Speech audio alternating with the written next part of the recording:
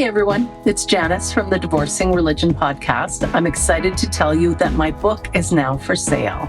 It's called Divorcing Religion, a Memoir and Survival Handbook, and I'll make sure you have a link in the notes for that. And also, I want to encourage you to like, subscribe, and become a member of my YouTube channel. Take care.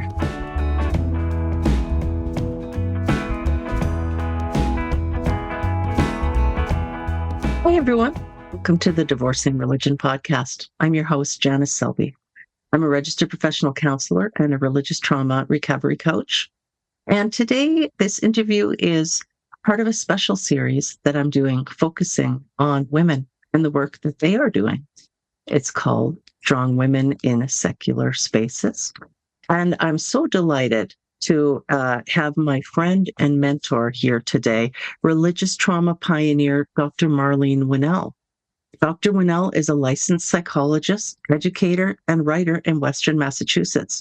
Her background includes 30 years of experience in human services in both community and academic settings.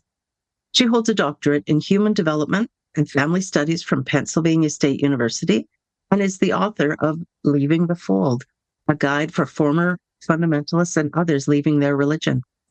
Dr. Winell directs the organization Journey Free, with services for recovery from harmful religion. In 2011, she named religious trauma syndrome. Marlene is also a filmmaker, photographer, mother, and grandmother. And today we will be referencing two of Dr. Winell's articles. Trump's worldview mirrors the most archaic and apocalyptic of Christian beliefs, from September 30th, 2016 in Alternate, and the other article for the American Humanist Association in 2020 is called It's Not Just Personal, the Collective Trauma of Religion. Welcome, Marlene. I'm so glad you could join me today. I'm very glad to be here. Thanks for inviting me. And I want to just give a huge shout out about your book, which I recommend all the time to people. Leaving the Fold is such a fantastic helping book. It was really powerful for me. And of course, Journey Free, I can't recommend enough the work that you do with people recovering from harmful religion. I've been able to attend some of your retreats and I just loved them.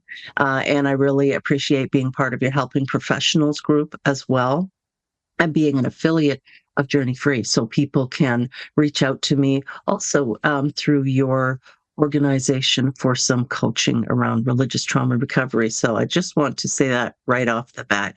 You're highly recommended by me and by other people. So there you go. That's my thank you to you. And I reached out to you pretty much immediately after the recent election where the former guy was put back into power.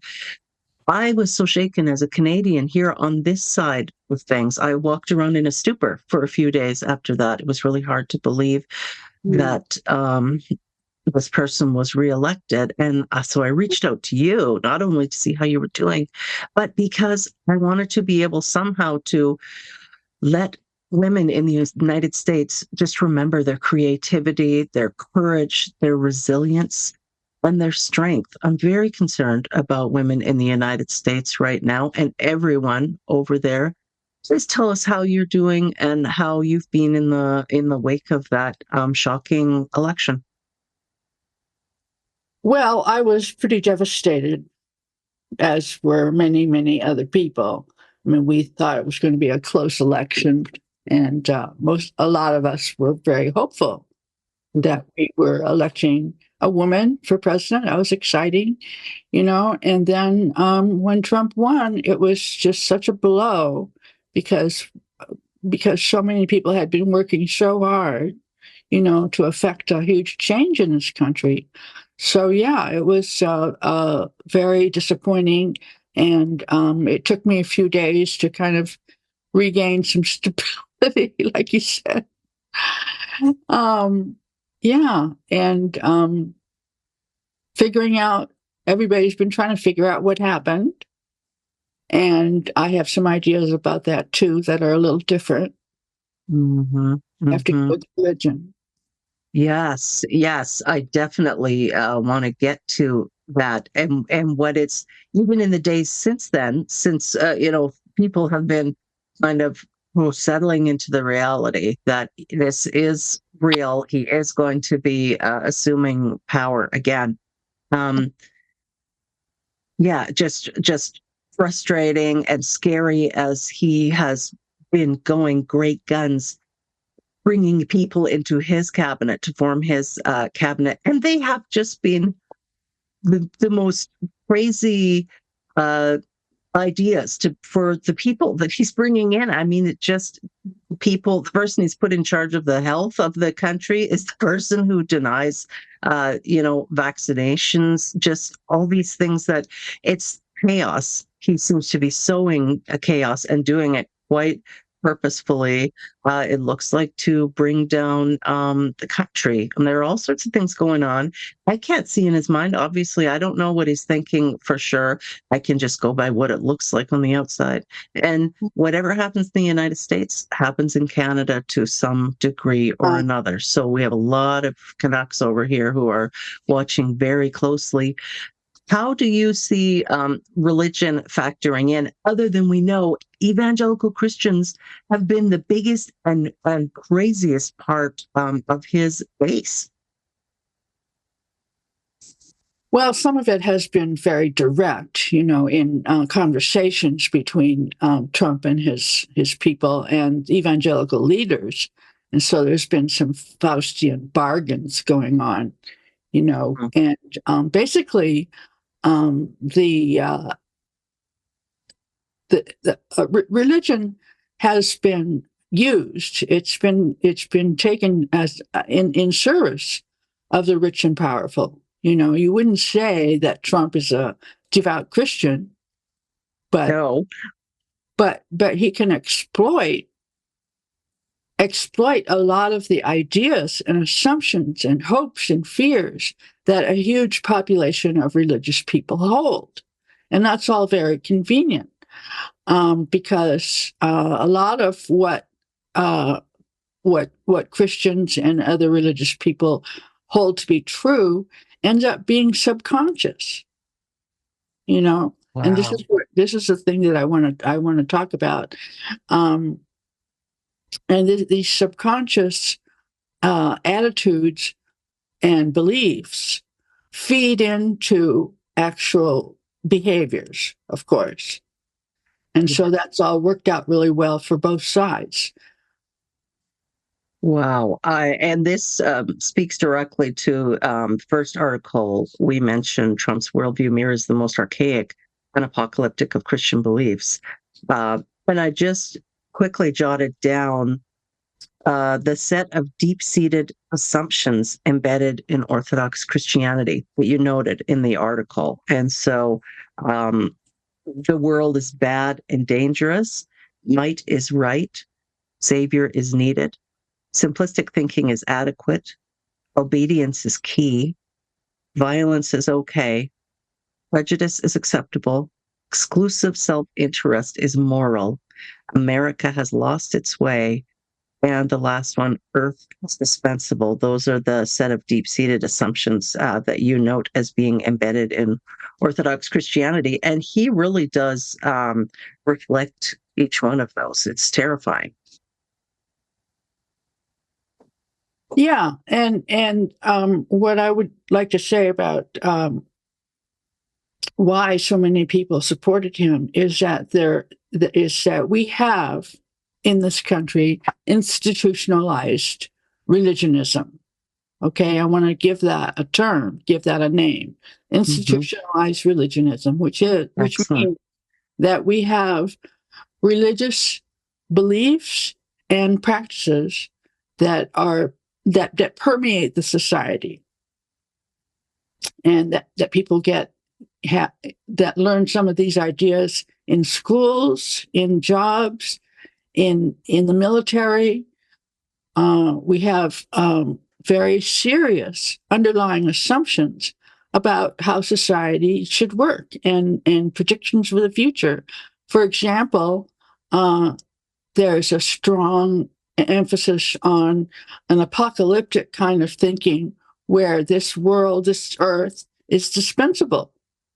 We have the Christian idea, and not just the Christians, but in Judaism, in Islam, we have this idea that this is a temporary place, that human beings are just supposed to be here for a while and behave themselves and convert each other, and then Jesus or a Messiah of some sort is going to come and save us all.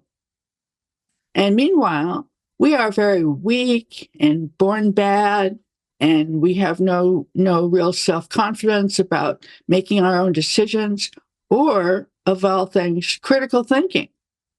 Okay? Critical thinking is not valued because the important knowledge is considered to be that which is revealed, not found by science or discovered by humans. It's revealed and primarily by the Bible. And the Bible predicts this, the book of Revelation predicts this fiery end of everything.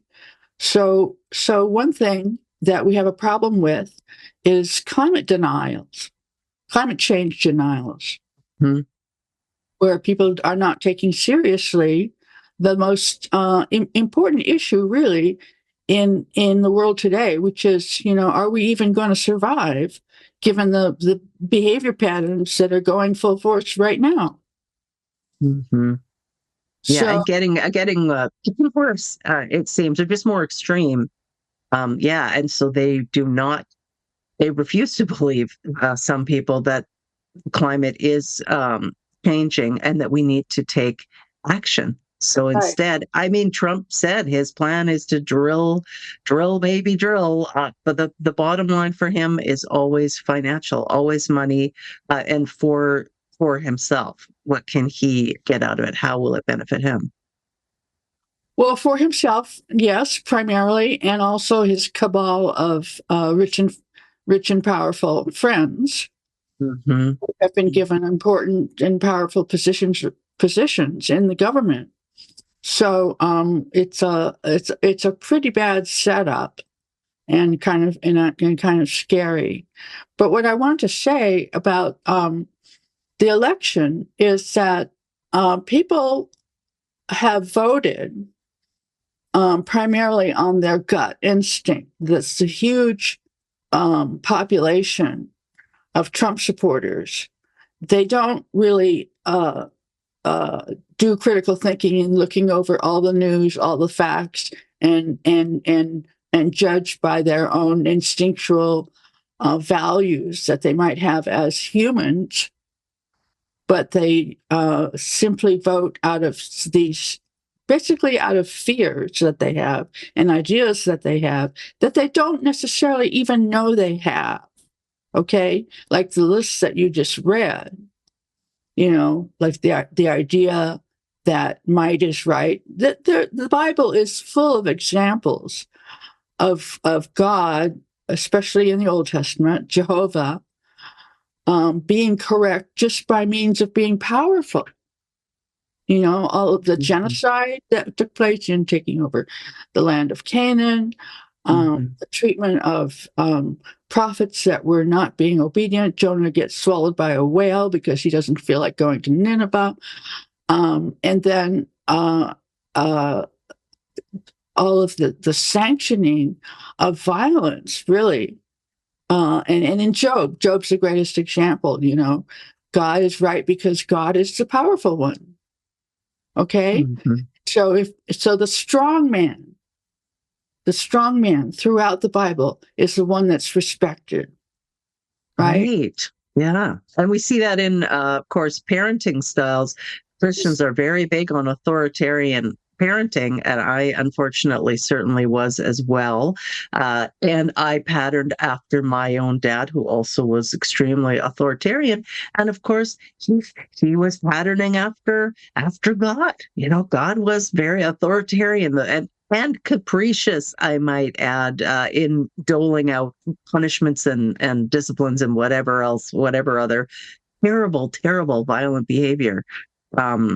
So that is something that I think has really resonates very much with Trump's Christian followers. And not to mention, the moment that we set aside our critical thinking faculties and we accept any sort of supernatural stuff, miracles, I'm thinking like that, we become very vulnerable. Charlatans to potentially people struggling with mental illness, anyone who tells us they have heard a word from God, or they are a prophet, or Jesus speaks through them, they're God's mouthpiece. They're vulnerable to that. And this is how Christians have been tying themselves in pretzels to somehow accept this very unchristian man as being their earthly savior. Yeah, and let's think about that word Christian man. Christian, when you think about Christian values, if we're talking about that, the kind of Christian values that you and I learned in church and that many people learn about the life of Jesus and some of the positive messages of love your enemies and so forth from the Christian story, those values are not the ones that are represented in this new form of power grab.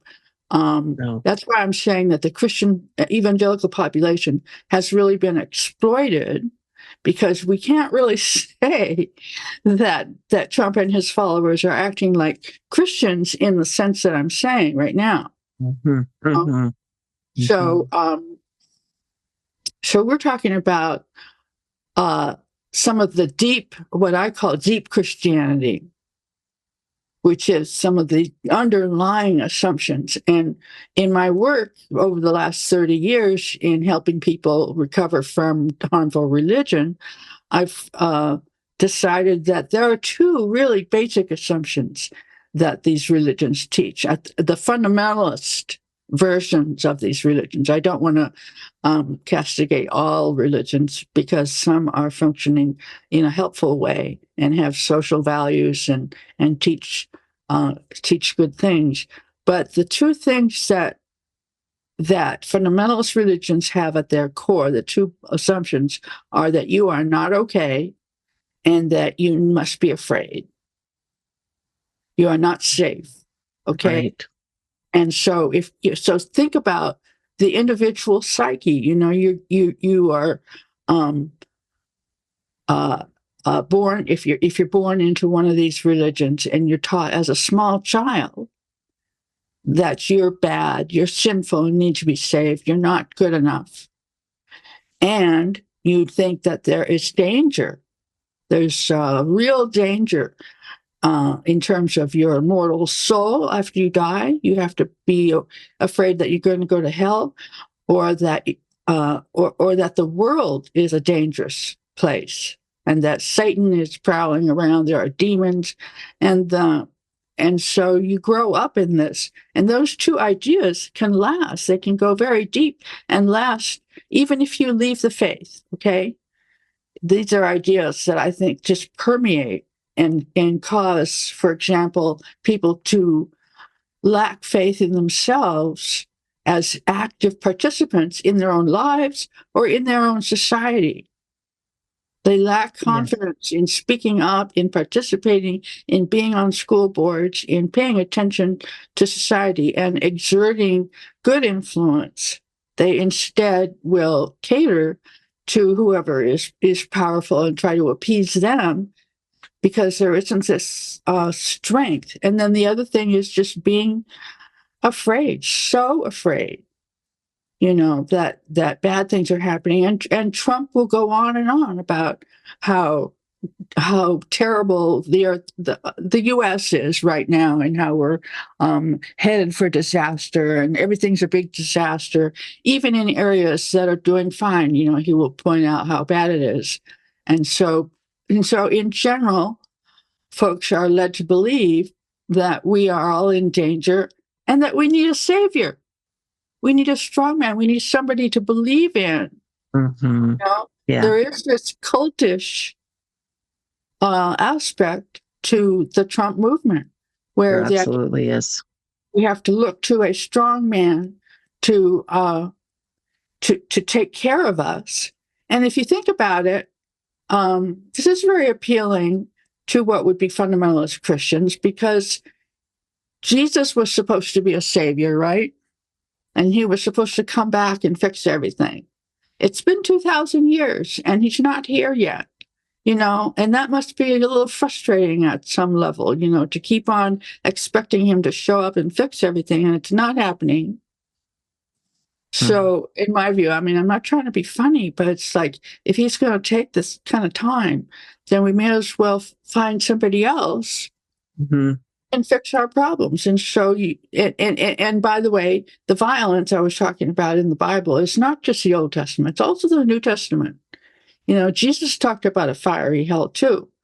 And the book of Revelation is this huge apocalyptic scenario of Jesus coming back in the clouds with armies, and the day of judgment and Armageddon. And it's all supposed to end in this huge amount of violence. And of course, most of the human race will end up in hell, and that's okay, because God's going to create a new heaven for those that believe. So it's really important to believe, and when you believe, you put aside some of your critical thinking ability. As you read the Bible and something doesn't make sense, the Bible's full of contradiction, you put aside your doubts, because believing is so important, and you shut out information in order to maintain your beliefs and be safe. So this is all very emotional, okay? It's all very emotional, and it's very deep, and people will act in ways and not see the connections to their belief system at all. Right.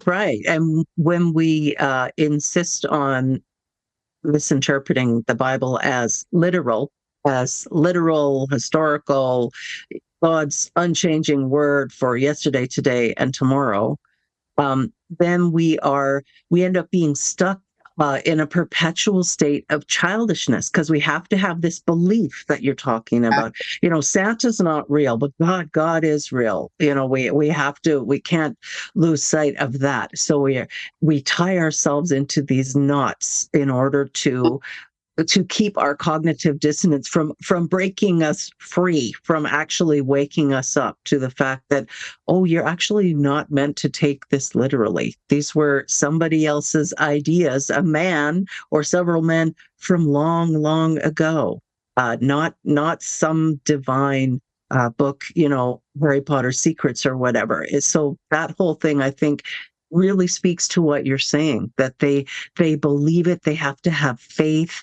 And so they are closed to anything else, any truth, potential truth. So it's only Fox News and their pastor. That's it. And that is now the rest of the country, and even the world now, is almost in a hostage situation, because the people you don't want in charge are running things and going to be running things. And it's just it's an upsetting time. I agree with all the things that you've said. I think they're so true, very astute. Yeah. So some of the analysis of why Kamala Harris didn't get elected, some of it is kind of simplistic.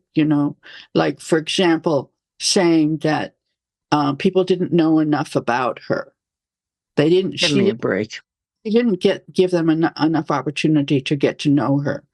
Well, how are they supposed to get to know her if they're just watching Fox News, right? They're not going to. No, it doesn't matter what she said or how much she shared about herself, and she was much more explicit about her policy ideas than Trump ever was, right?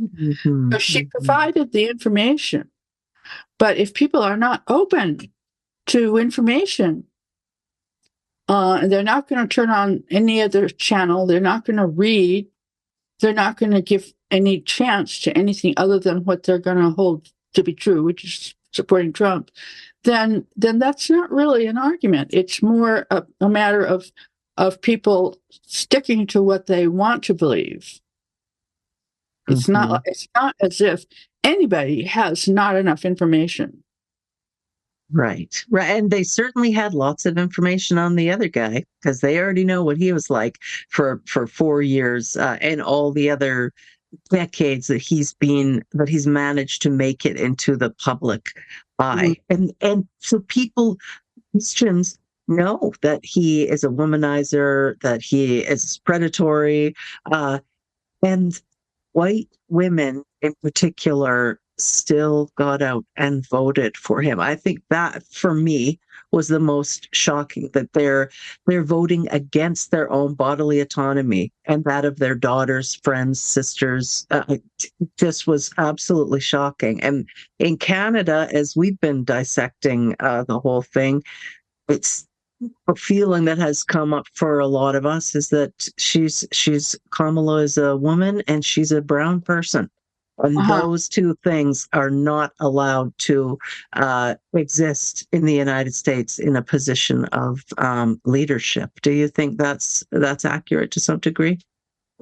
Yeah, and I want to kind of repeat myself here in terms of the context, the background. If the background, however subtle and however subconscious, is that men are the leaders, that comes straight out of religion, right? And so even a woman who seems to be fairly progressive in a lot of ways is still, because of this background, she's going to trust a man, and perpetuate the patriarchy, because that's the model. That's the model. Men are the leaders. They're the ones that know. And fundamentalist Christians are taught to adhere to this hierarchy, right?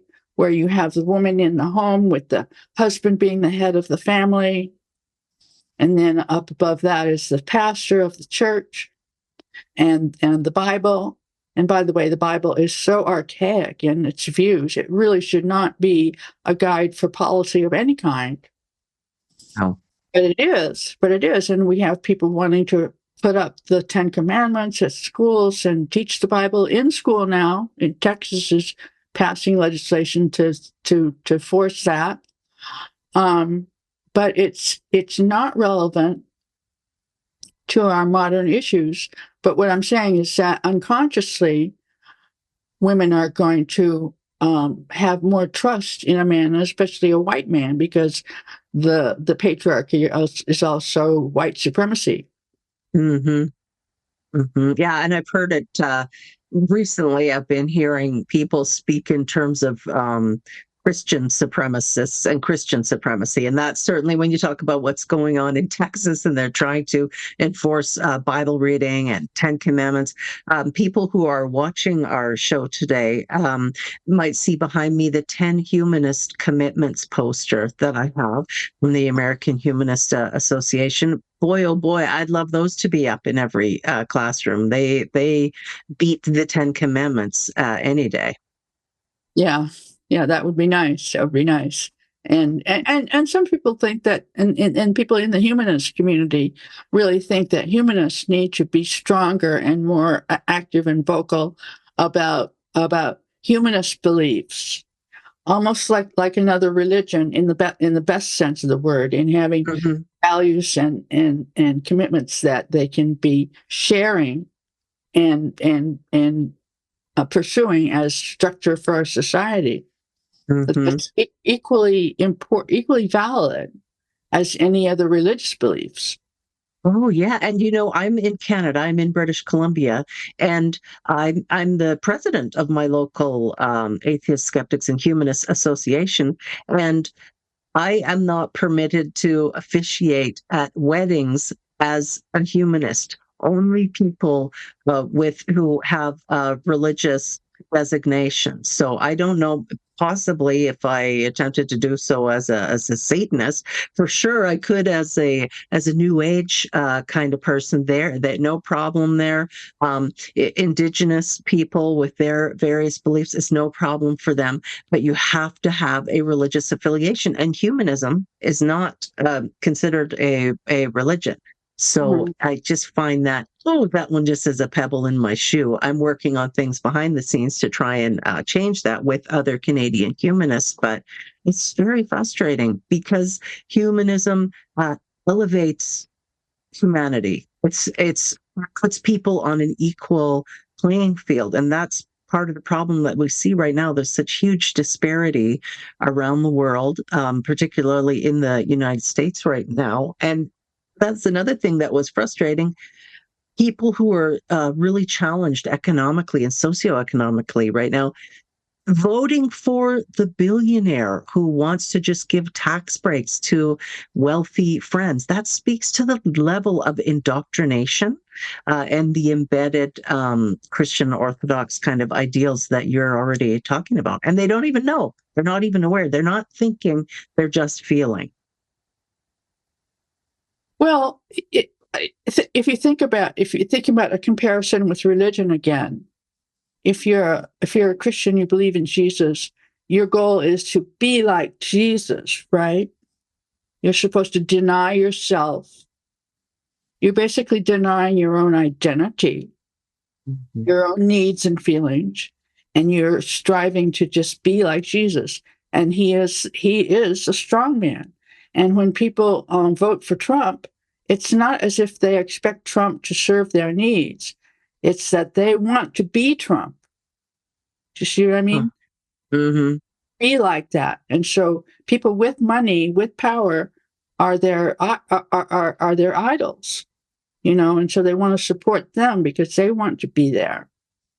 And this is, part of the American dream, of course, that you climb the ladder and have money. But they're not empowered to look at their own needs and what would be strategies to meet their own needs, and who in politics could serve that.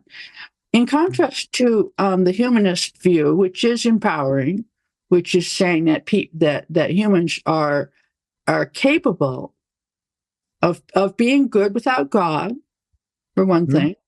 There's a good book called Good Without God I recommend. But to have values.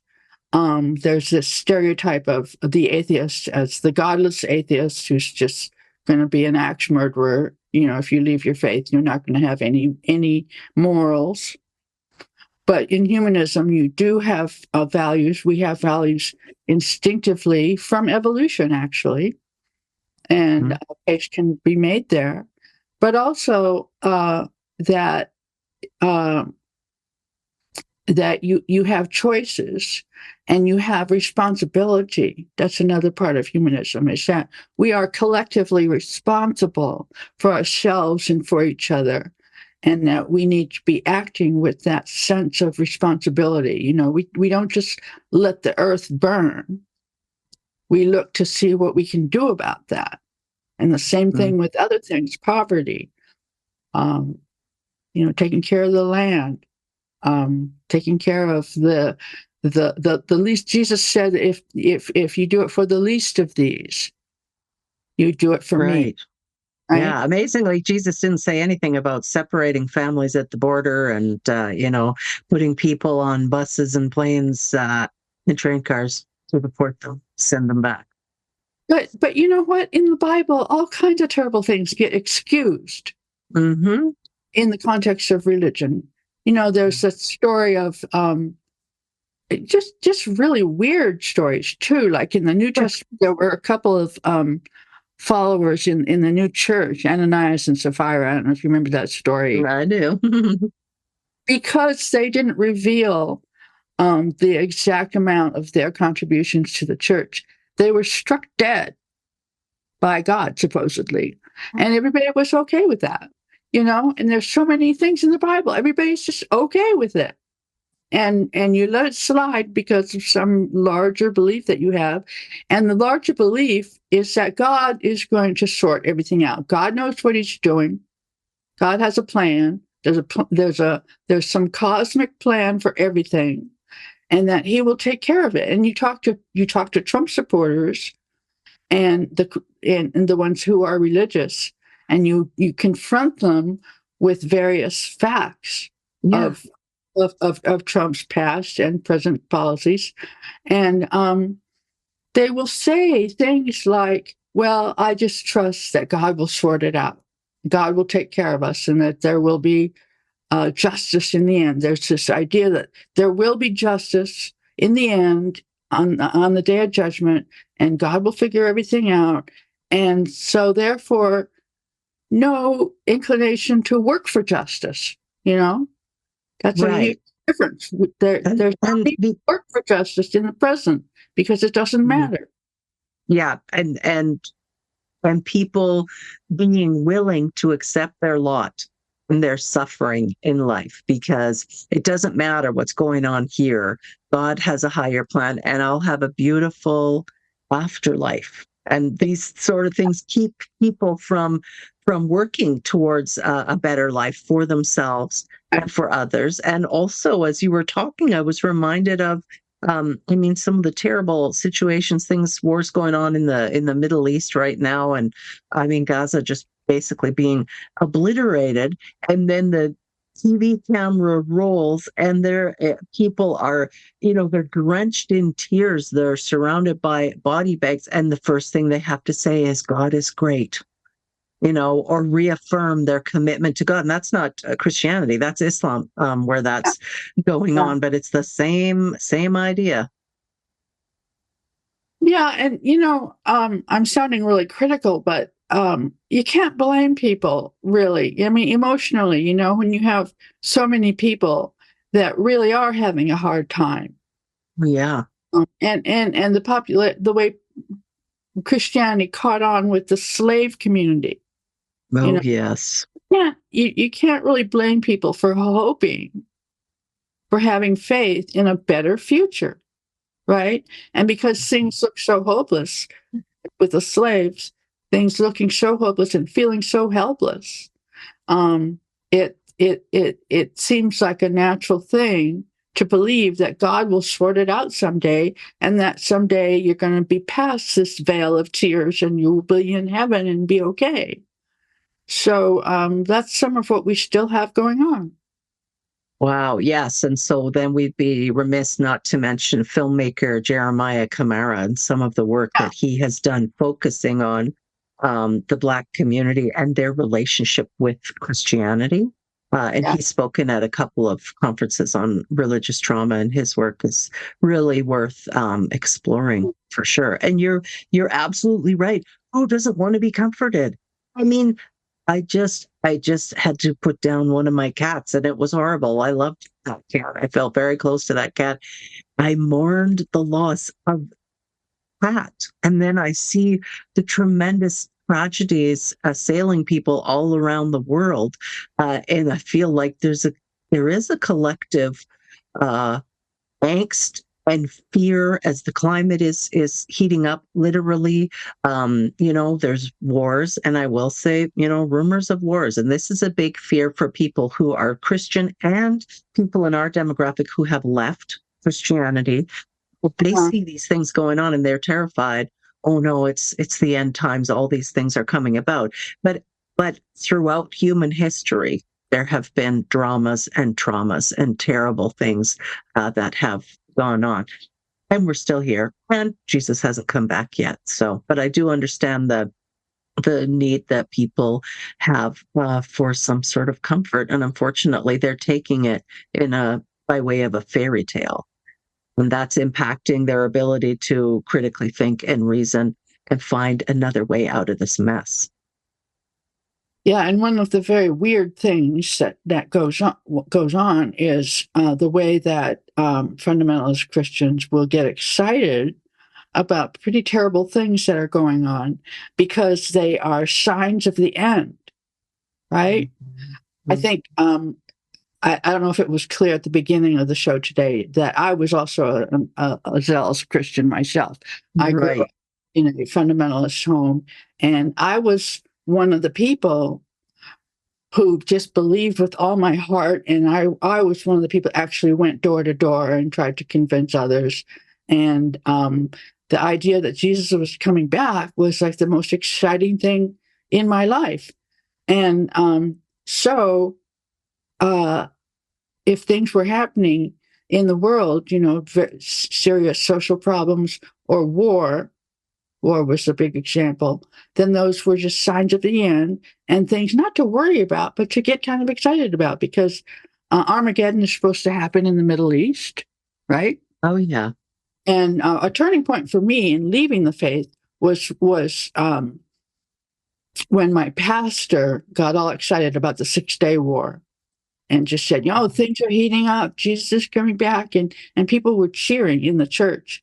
And I remember that as a pivotal moment where I said, there is something seriously wrong with this belief system, that people would be happy about war. And it's like that now. People are not really engaged with protesting the war in Gaza. There's some, but still, it's the idea that God will sort it out. God's going to come back, and hey, it's all happening in the Middle East. Yippee! Wow. Yeah, you're just right on. The whole notion of celebrating misery and death, and parents losing their children, and to be celebrating that just seems worse than callous. There's a cruelty at play, and certainly when we look at some of the things with the next president, cruelty seems to be a hallmark of his, like a calling card of his, and that doesn't fit with Christianity, except for the capricious God who could indeed be very cruel. I wanted to ask you a little bit also about what you mentioned earlier, the idea of institutionalized religionism. If you talk a little bit more about that. Well, in my paper that you referenced, I was comparing it to the way that we have labeled institutionalized racism, to where we are looking at racism as something that's beyond the individual, but that gets institutionalized in all of, in schools, in government, and so forth. And so, institutionalized religionism is a term that we need to refer to all the ways that Christian beliefs and practices are woven in to school systems and government systems. And just for example, in the legal system, we have guilty or not guilty. We have people going to prison and they're basically being punished. They're not being rehabilitated. Okay, they're being punished. There's a lot of vengeance. We have more people in prison than any other country per population. And that feels okay to people, that people should be punished for their sins, and in schools, of course, the way that textbooks get controlled and decided upon, what's being taught in schools or not being taught in schools. Mm-hmm. When some of the damage done to children that are either homeschooled or in Christian schools or even public schools in certain parts of the country, is that there is lack of information, not being taught science as science should be taught, but rather in biblical terms, and denying evolution, ways that people are actively taught misinformation. Because to do with sexuality too, and purity culture nonsense. Well, yeah, the sexual repression and persecution of people that are not majority in their sexuality is a direct outgrowth of the sexual repression in religion, right? And that's okay to persecute them because they're sinning.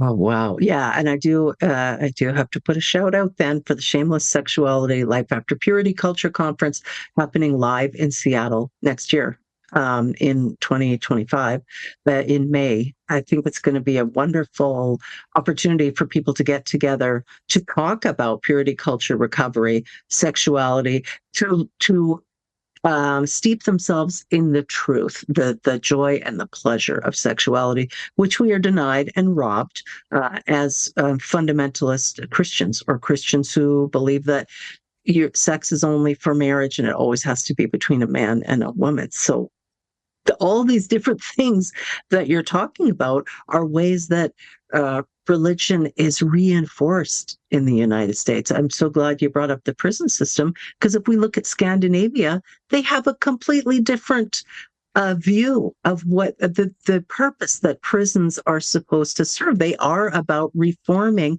and rehabilitating the person so that they can rejoin society. It's not about. It's not just about punishment and revenge. And boy, we could use an overhaul of our legal system, both in the United States and Canada. Yeah, I mentioned in my article a program in Norway where prisoners were rehabilitated rather than just punished. Where when they are released, they are helped with getting jobs. They're helped with housing. They're allowed to vote.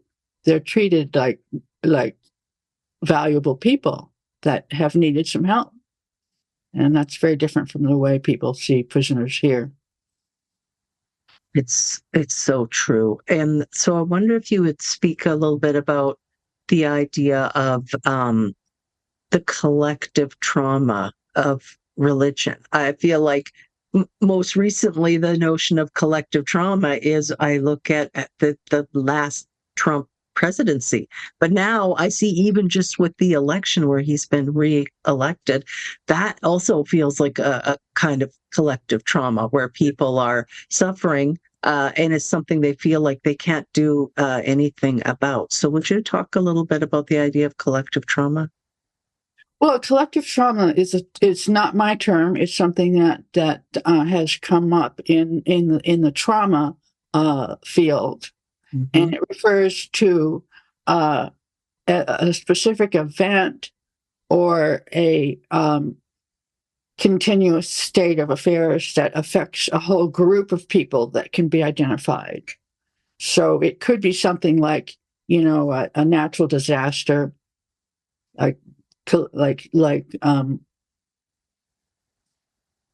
Katrina, for example, the flood, or it could be people have talked about looking at the collective trauma of COVID, for example, Mm-hmm. about how COVID affected not just individuals who got sick or got well, but also the way that it affected whole groups of people, families, and society in general. How that was a collective trauma for the whole country, for the whole world, really. And Mm-hmm. so but it can also be uh, a trauma in reaction to a continuous state of affairs, like all of these things that we're talking about, with sexual repression, with what's taught in schools, what's information that's withheld. The amount of information that's withheld from people, from children, because of religion is amazing. And so we have a whole population of people that are really not very well informed, and they don't know very much about how to get informed when there's something they need to know about. Right. Yeah, there's a lot of fear there, also preventing them from potentially looking outside of their group or what they've been told. Um, that they can consult to learn. And I wonder, we're talking about collective trauma of religion, and we can also say that it's an intergenerational trauma that's repeated over and over and over again until someone like you, someone like me, breaks the chain and manages to leave. And some leave after very thoughtful observation and just realizing, like you did, that something's not right. And some, like me, I felt it was just a huge shock, when I started doubting, when I thought, well, if God's all loving and all powerful, and yet my child has just been inflicted with a life-threatening illness for which there's no cure, what does that say about God?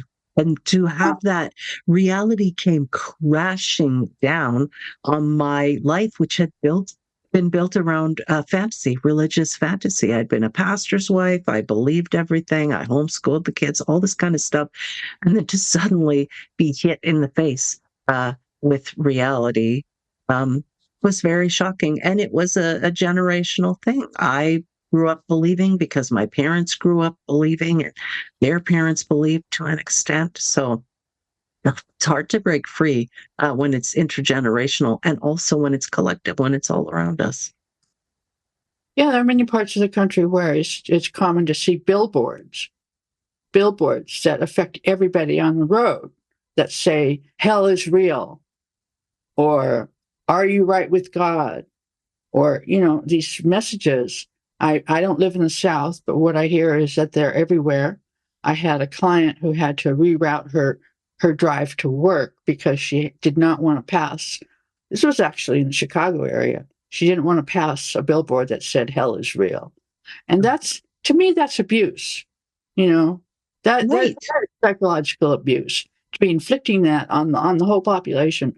They're not going to church. They don't want to know about it, and yet they have to see something like that and be triggered very often because they've got their own personal trauma with religion from their own childhood, and those fears. A 5-year-old getting convinced that there's a hell.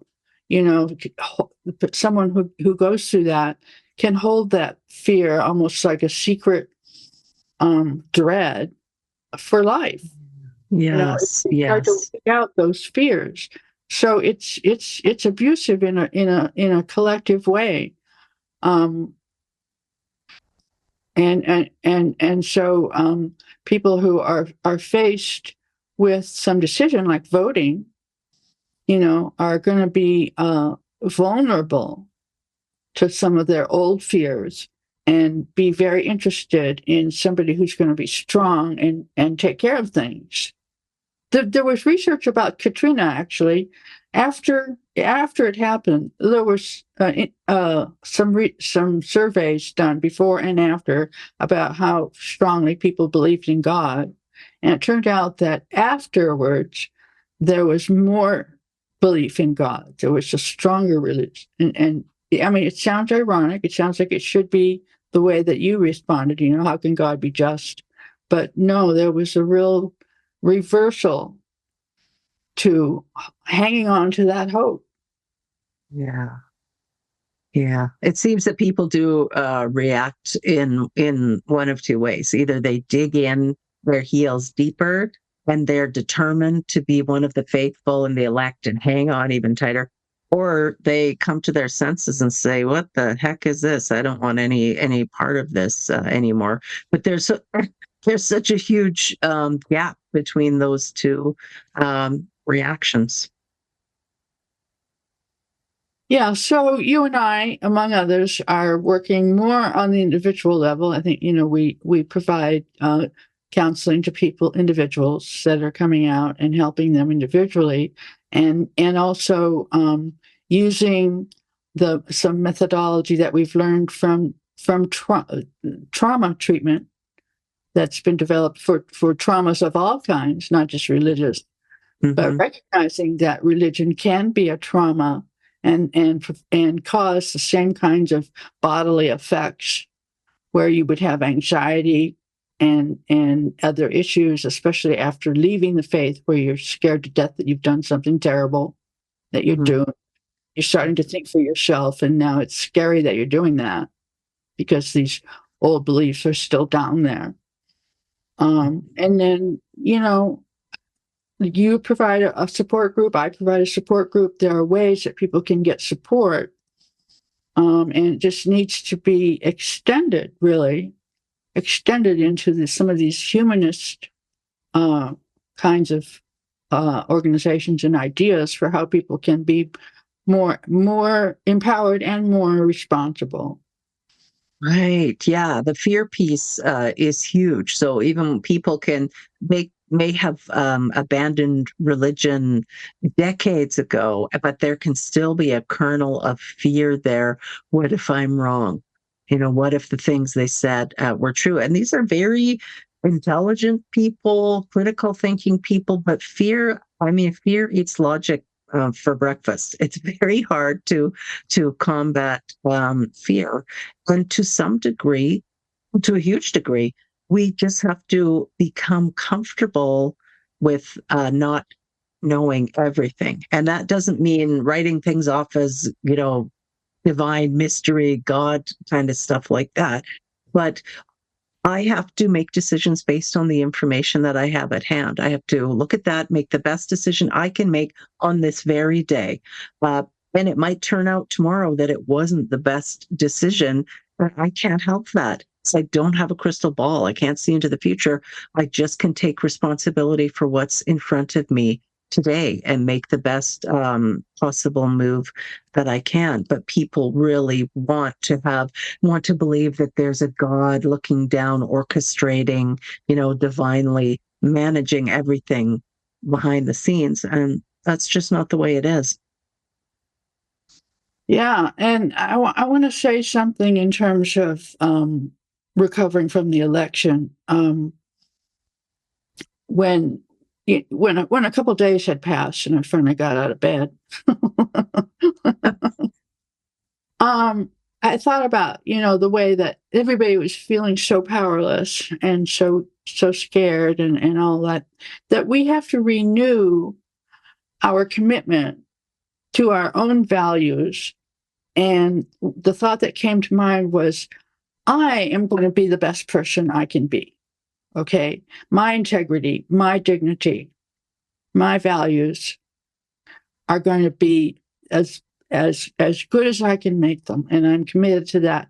And if each person who is saddened by the election were to make that personal commitment to their own existence and what they offer to each other, then maybe we have some hope, And it's also a commitment not just to ourselves, but to whatever groups you belong to, whatever collective actions that you're taking part in as far as social change and so forth, to renew those values and those commitments and stay strong in that way. That's so beautiful. That's the perfect way to end our discussion. Thank you for bringing that encouragement and that challenge forward to all of our viewers and all of our listeners today, to really commit to being the best person that they can be. It's been such a joy connecting with you today. Marlene, how can people find you? Go to journeyfree.org.